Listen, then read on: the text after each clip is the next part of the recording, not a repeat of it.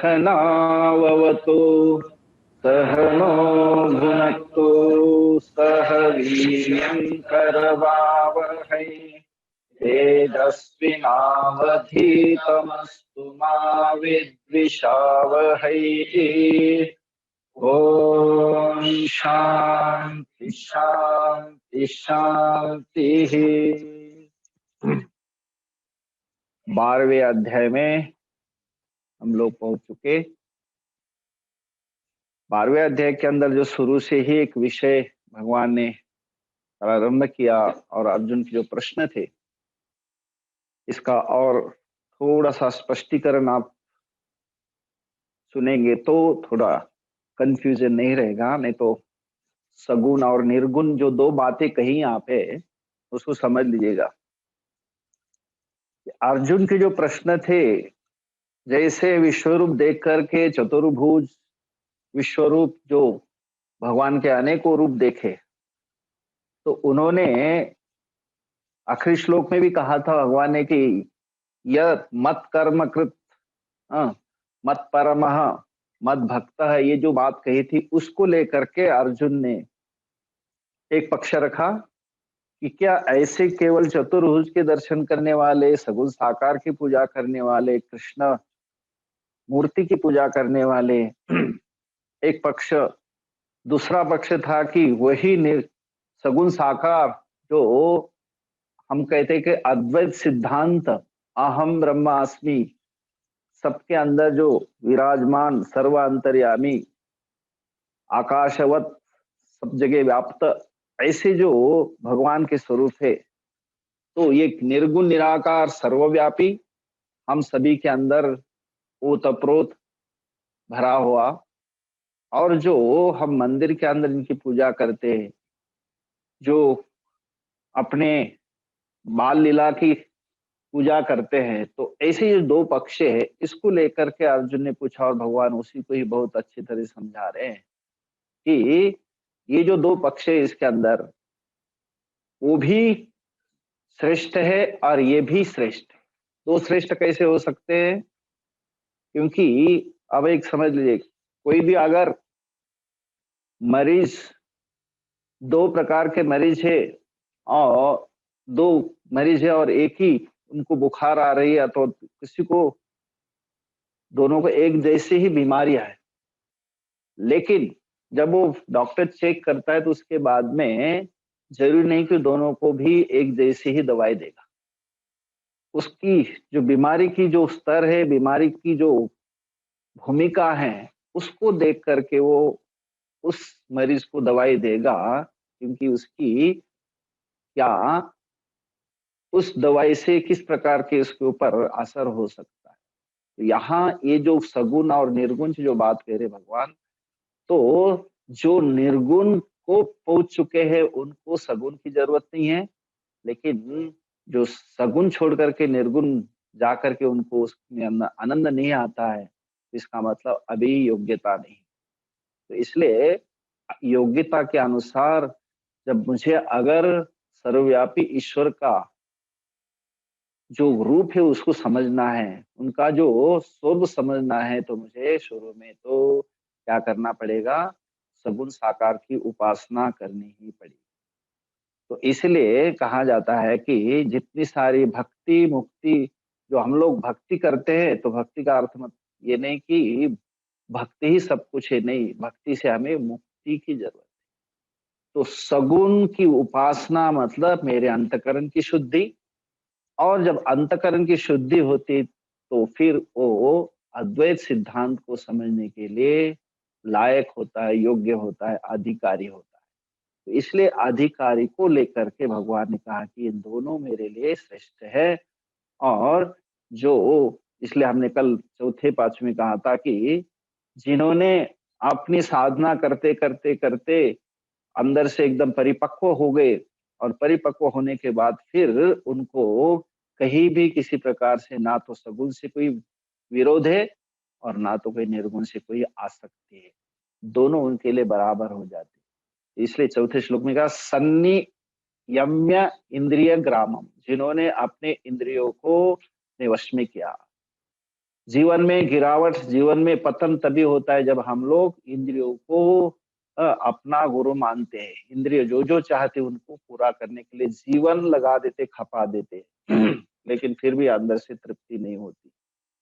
जिन्होंने समझ लिया कि इंद्रिया मुझे कभी भी इस अध्यात्म के ऊपर कभी विकास नहीं करने देगी और मेरे जीवन को, आध्यात्मिक जीवन को विकसित नहीं होने देंगी, उनको समझने के बाद ही कोई व्यक्ति इन इंद्रियों को अपने वश में करके अपने अध्यात्म को विकसित कर सकता है। इसलिए इंद्रिय ग्रामम सम्यक नियम्य, अच्छी तरह से नियमन करके और कर्म करके जो जो उसको प्राप्ति होती है, उसको कहा जाता है समबुद्धय, है ना।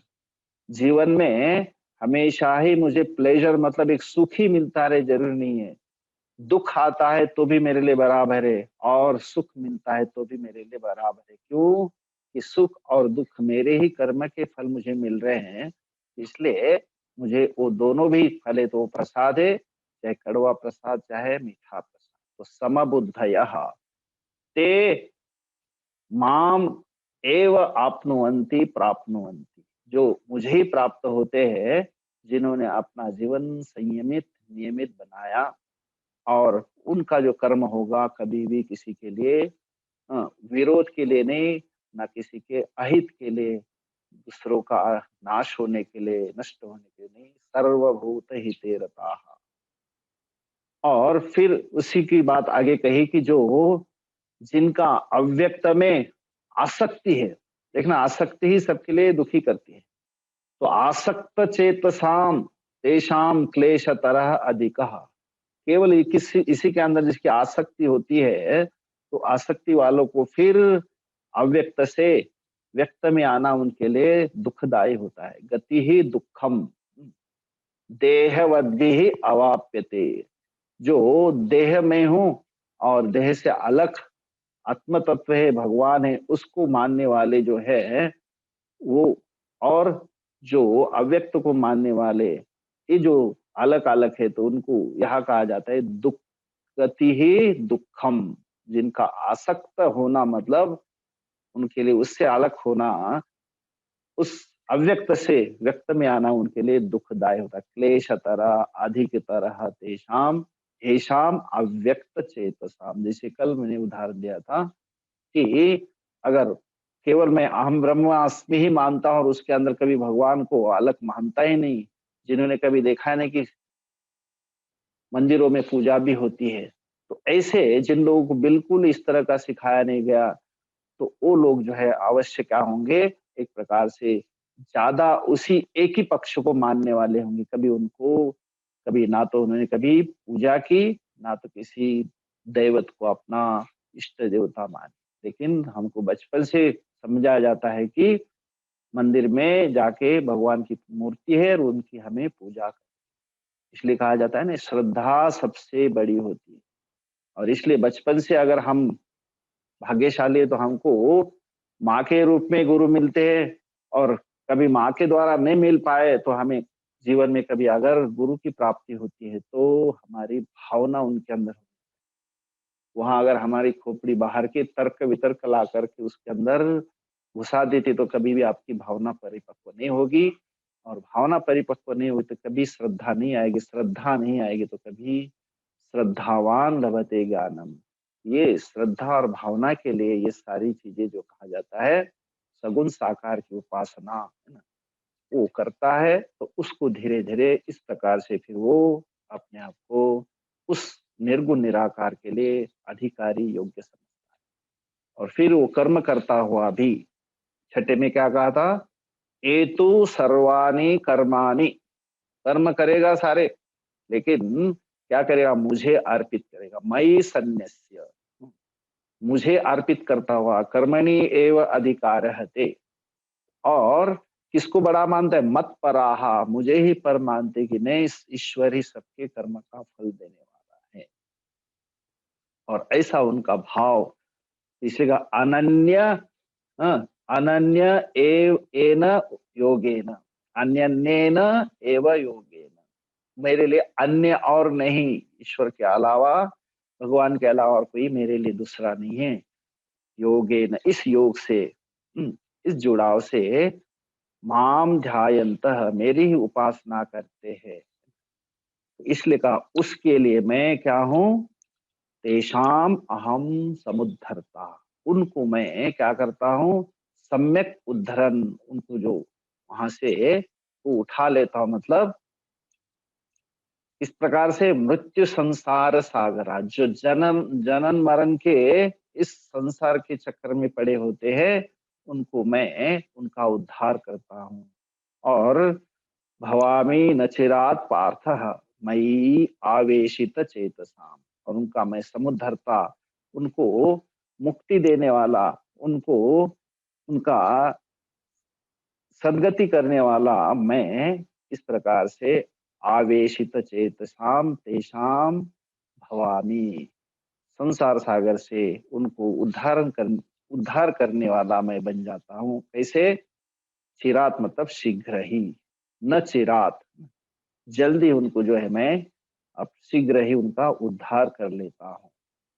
तो इस प्रकार से भगवान के मैं, जैसे कि उदाहरण देते थे एक महात्मा की, देखो हम बचपन में स्कूल जाते थे, तो स्कूल जाते थे तो हमको नौका में जाना पड़ता था। तो नौका में जाते थे तो उस समय 2 पैसे दे करके, माने 5 पैसे हम गाड़ी में जाते थे, मैं भी पता, तो 2 पैसे देते थे तो हमको कह रहे थे कि हमको इस पार से उस पार ले जाता था। तो जाकर के बैठो, लेकिन पिताजी ने कहा, माँ ने कहा कि बेटा उनको जो है ना, जो नौका चलाते उनको 2 पैसा नहीं 2 आने दे दो। 2 आने मतलब 6, 12 पैसे। तो जैसे हम 2 आने देने लगे तो वो जो है आकर के दौड़ के आते थे, हमको उठा करके अंदर नौका में गोदी में बिठाते थे, और उस पार जो है उठा करके, ताकि हमको कीचड़ में पानी में जाने की जरूरत न पड़े। तो कहते जब हमारी भावना उनके साथ जुड़ जाती है तो हमारा वो हमको उठा करके जो है गोदी में लेते हैं। क्योंकि आपके पास जो चीज है आप देने में, कि आपके भावना, तो भावना तो दे सकते हैं, तो जो चीज आपके पास में अगर आप देते हैं भगवान को, तो वो अवश्य आपका, ध्यान रखते बता, आपका पूरा जो है जीवन का जो दुख हरण करके आपका उद्धार करते हैं। इसलिए कहा गया कि तेषाम अहम, उन्हीं लोगों के लिए, मद उपासना एक पराय नाम, जो मेरी उपासना करते हैं उनके लिए मैं उनका उद्धारक बन जाता हूँ, और शीघ्र ही। 8वां, मय्येव मन आधत्स्व, मय्येव मन आधत्स्व, मयि बुद्धिं निवेशय, मयि बुद्धिं निवेशय, निवशिष्यसि मय्येव, निवसिष्यसि मय्येव, अत ऊर्ध्वं न संशयः। अत ऊर्ध्वं न संशयः। फिर अपने ही भावना की, श्रद्धा की, साधना की एक ऐसी सीमा बन जाती है कि वो फिर उनको उसके अलावा और कुछ नहीं दिखता। मयि एव मनः आधत्स्व, अपने मन को मेरे ही अंदर समर्पित करते हैं, आधत्स्व समर्पित करते हुए, मयि बुद्धिम निवेशय। देखना, ये एक बुद्धि और एक समय मन होता है, चंचलात्मकम मन, जब आदमी को मन उचाटता है और कहीं ले जाता है, तो ऐसे मन को शांत करने का एक ही आपके लिए उपाय है कि हम ईश्वर के साधना में लगाए। तो ऐसा मन मेरे में अगर कोई अर्पित करता है, और जिसकी बुद्धि निवेशय, मेरे अंदर जिनकी बुद्धि स्थिर हो जाती है, संसार में जो मन हमेशा दौड़ता है वो ईश्वर के तरफ बहुत मुश्किल से जाता है। आज एक बार उसको ईश्वर के साधना में एक बार वो लगने लग जाता है, तो फिर उसको बहुत एक प्रकार की संतुष्टि मिल जाती है। इसलिए मई मन आधत्स्व, मेरे में ही मन को लगाते हुए, मई बुद्धिम निवेशय, और मेरे ही अंदर बुद्धि को स्थिर करता हुआ, मई एव निवशिष्यसि, और ऐसे करते हुए आप कहाँ रहोगे फिर, कहीं भी रहोगे तो मानो ओ आप मेरे में ही है, मई एव, आप मेरे में ही रहेंगे, क्योंकि आप भले कुछ भी कार्य कर रहे हो लेकिन आपका मन, आपकी बुद्धि उस ईश्वर के अंदर लगी हुई है, तो मई एव निवशिष्यसि, आप मेरे में ही रहोगे। अत ऊर्ध्वम न संशय, इससे आप आपको किसी प्रकार का संशय नहीं करना चाहिए। मई एव विश्व रूपे ईश्वरे, याद दिला रहे भाष्यकार कि जो इमीडिएट इस अध्याय के पहले ही विश्व रूप दिखाया था, उस विश्व रूप ईश्वर के अंदर मनः, मन की लक्षण क्या है? मन का संकल्प विकल्पात्मक मनः, जो हमेशा संकल्प विकल्प करने वाला वो ऐसा मन मेरे में जो स्थिर करता है। आधत्स्व निवेशय, मेरे में ही उस मन को जो है स्थिर करा देना। बुद्धिम निवेशय, और बुद्धि को मेरे अंदर ही स्थिर करा देना। हाँ, इस प्रकार से ततः उसके बाद मई एव निवशिष्यसि, निश्चयेन मदात्मना, अवश्य ही मेरे अंदर आप, हाँ, आपका जब मन और बुद्धि स्थिर हो गई तो निसंदेह एकात्म भाव से आप मेरे में ही निवास करोगे। निवासम करिष्यसि, अतः एव, अतः शरीर पातनात् ऊर्ध्वम न संशय, इसके लिए आपको शरीर पतन होने से उपरांत, इसके पश्चात निसंदेह। अब कहेंगे कि मुझे अभी अभी भगवान की सानिध्य चाहिए। सानिध्य आप मन से ही कर रहे हैं, बुद्धि से कर रहे हैं। और अत ऊर्ध्व मतलब उसके बाद जब शरीर छूट जाता है उस समय कहते हैं कि वो मुझे ही प्राप्त होंगे, इसमें कोई भी संशय नहीं करना चाहिए। कई नास्तिक लोगों के मन में होता है ना, अरे भगवान की भक्ति करे, भगवान की साधना करे, क्या पता हमको सदगति मिलती है, दुर्गति मिलती है। लेकिन कहा जाता है, भगवान कहते हैं उसके अंदर संशय करने वाले तो क्या होगा? संशयात्मा विनश्यति। तो संशय जब जिसके अंदर आप अपने माँ के ऊपर ही अगर संशय करो, ये पता नहीं मेरी माँ है तो नहीं, ये मुझे खाना खिला रही है, जहर खिला रही, क्या पता है। और वहां संशय करोगे तो भूखे मरोगे। इसलिए हम लोगों को हमेशा साधना के अंदर संशय रहित होकर के साधना करनी चाहिए, है ना। इसलिए कहा गया कि अतः ऊर्ध्वम न संशय, उसके अंदर किसी को इसके बारे में संशय नहीं होना चाहिए, है ना। तो मई एव मन आधत्स्व, मेरे में ही मन को लगाता हुआ, मई बुद्धिम निवेशय, मेरे में ही बुद्धि को, हाँ, स्थिर करता हुआ, मई एव निवशिष्यसि, मेरे में ही वो निवास करेगा, इसमें कोई भी संशय नहीं है। अब इसके अंदर आप कहेंगे काम सब कार्य छोड़ करके, यहाँ कहा जाता है कि जो जो मैं कर रहा हूँ वो सारा वही कार्य कर रहा हूँ।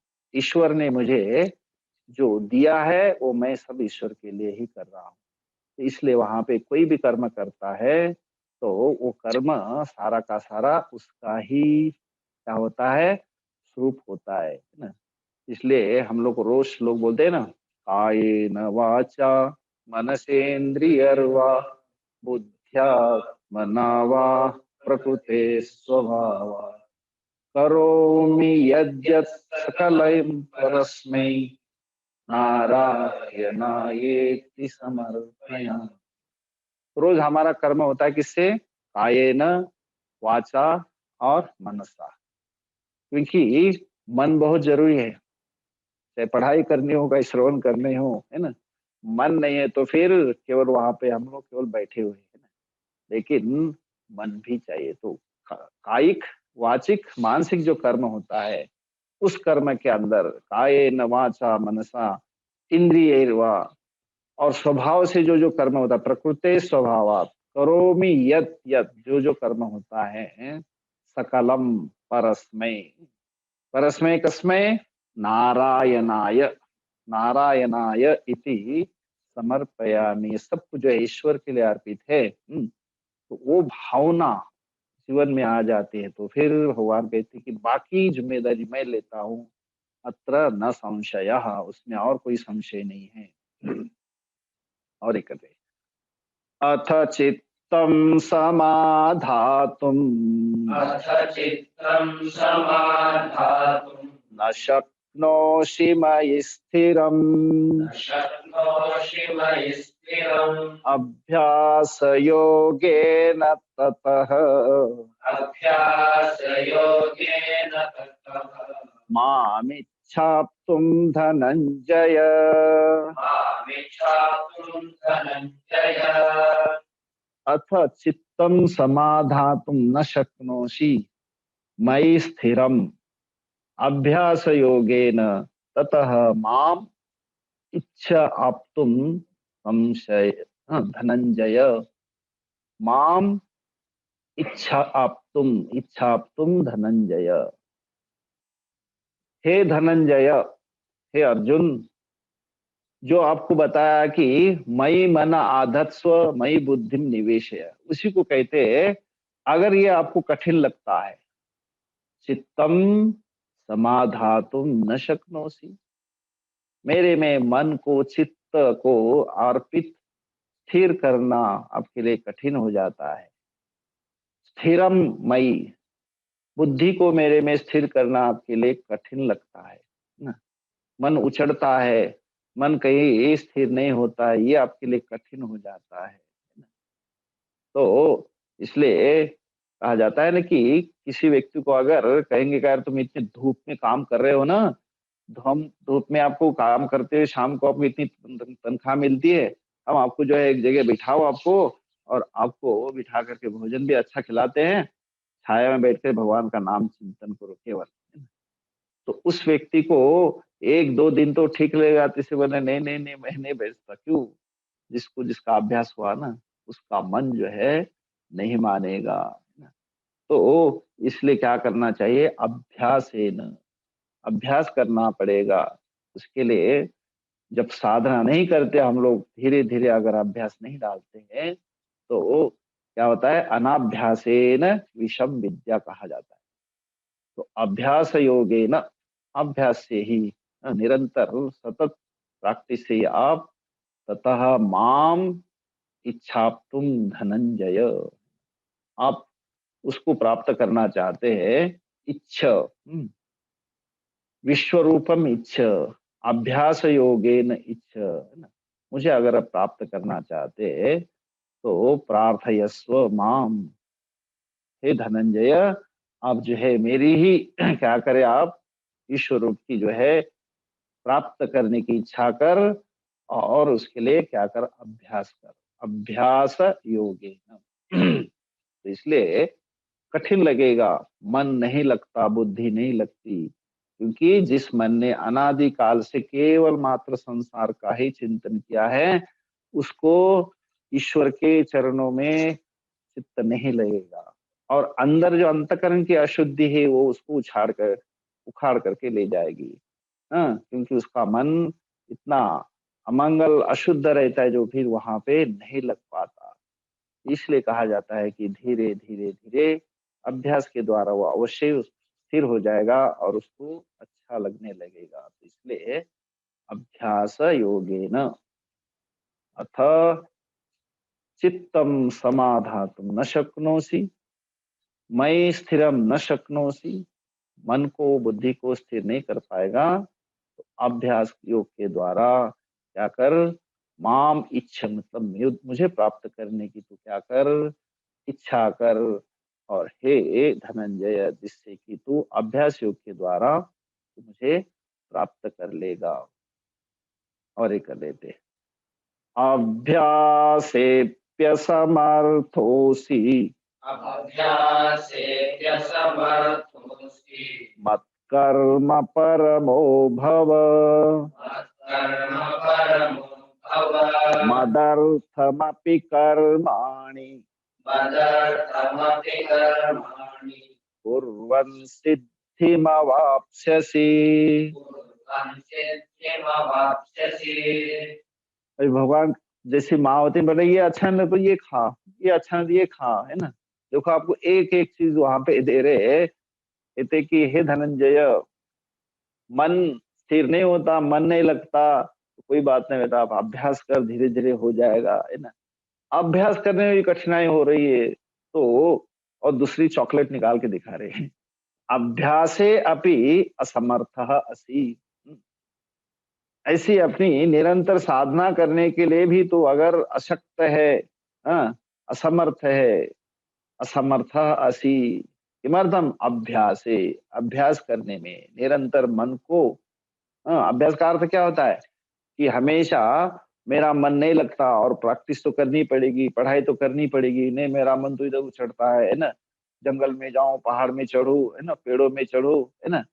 तो लेकिन मैं, अगर पढ़ाई करना चाहते हो, विद्यार्थी बनना चाहते हो, कुछ हासिल करना चाहते हो, क्या करना पड़ेगा? नहीं लगता मन, तो क्या करोगे? फिर करो, जितना जहां जहां मन जाता है उसको ला करके आप उसमें दोबारा उसके अंदर लगाने की चेष्टा।